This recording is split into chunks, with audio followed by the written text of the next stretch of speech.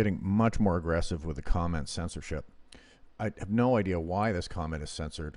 This is the third revision of the comment that I made. This is the comment to which I'm responding, where the person's telling me there's no evidence, right? And so I have to respond and say, hey, none of the peer-reviewed studies can be linked to from YouTube because YouTube censors links to the NIH.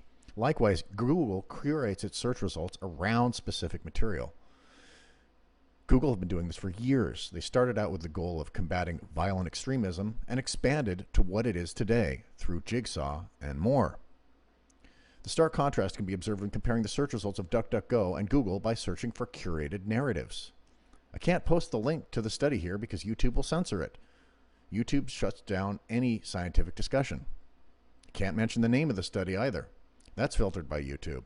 So you can say no evidence and YouTube blocks it and Google censors it. But I'm looking at it right now on the NIH website. It's a good trial sequential analysis. Again, I can't post the link here because YouTube will censor it. YouTube shuts down scientific discussion.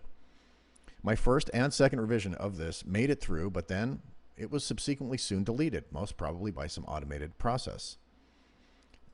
Regarding peer review is not the be-all, end-all of establishing validity. There are no large, multi-scale, peer-reviewed studies on PQQ for humans, for example. But we humans need it, and since we don't produce it, we must consume it. Probabilistic likelihood based on available evidence is a much more reasonable approach. A step up from that would be scientific evidence in animals, then humans, then meta-studies, such as the trial sequential analysis I mentioned in this comment. I wanted to mention, tried to mention in this comment, and the name of which cannot be mentioned here. And if I try to submit that, what happens is it returns an error. And the reason that it returns an error is YouTube has an automated process for deleting comments. I don't know that it's automated, but it happens so quickly that it must be. So if you submit your comment and then you go back to edit it later and the comment has been deleted by YouTube, it will give you this error code with a little laugh. Haha, returned error.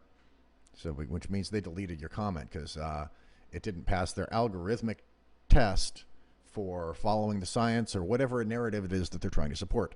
This is what YouTube does. The last video that I made, I've made several videos on YouTube deleting comments. And this is actually illegal in California because when you've submitted a comment, that becomes part of the platform.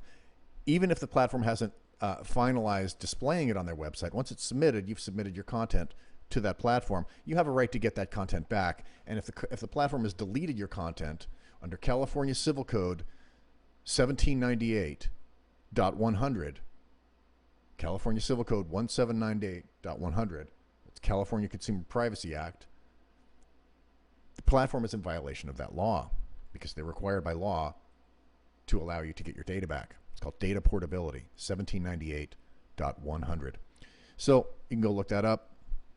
There's nothing in here that you can look up or verify. There's no science in here because, like I said, YouTube censors it. And the other video that I made about YouTube deleting comments was also deleted by YouTube, and my channel received a warning.